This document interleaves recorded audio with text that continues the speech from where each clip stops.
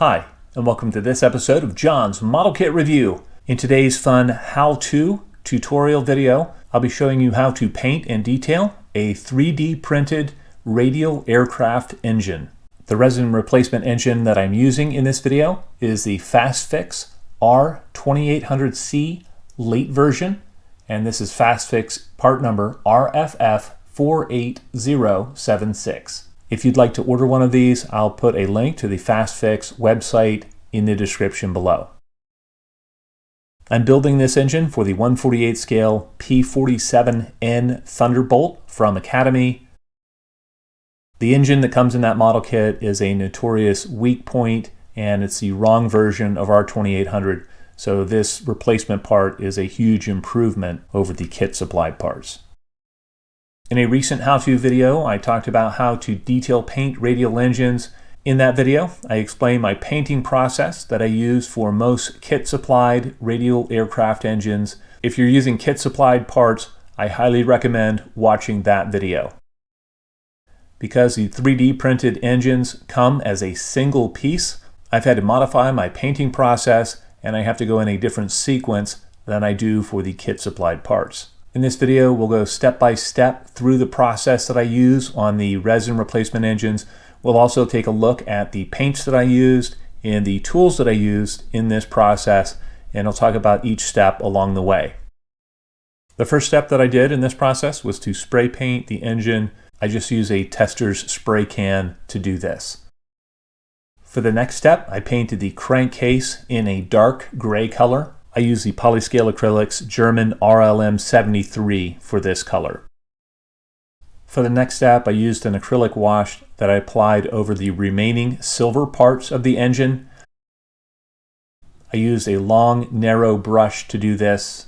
This step really deepens the shadows in the engine, and it makes it look much more realistic. After I did this, I went back and I painted all of the pushrods in black. I used Model Master Acrylic Aircraft Interior Black for that color. I keep a very fine Q-tip on hand.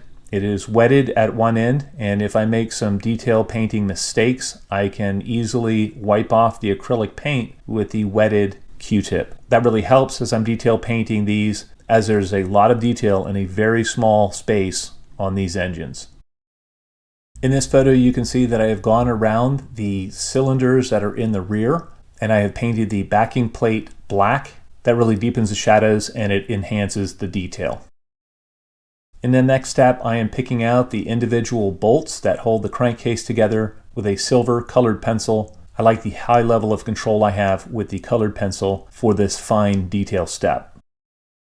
Next, I use a lighter shade of gray acrylic paint to highlight some detail on the crankcase itself. I use Polyscale neutral gray acrylic for this step. After dry brushing, I went back with the original color and I touched up any areas that I thought were a little bit overdone just to refine the finish. For the next step, I used Tamiya Copper, that is their paint XF6 in their acrylic line, to highlight the spark plug lines on the engine. These were actually made of copper. For this, I used the long detail paintbrush, and I also used the wetted Q-tip to clean up any mistakes that I made.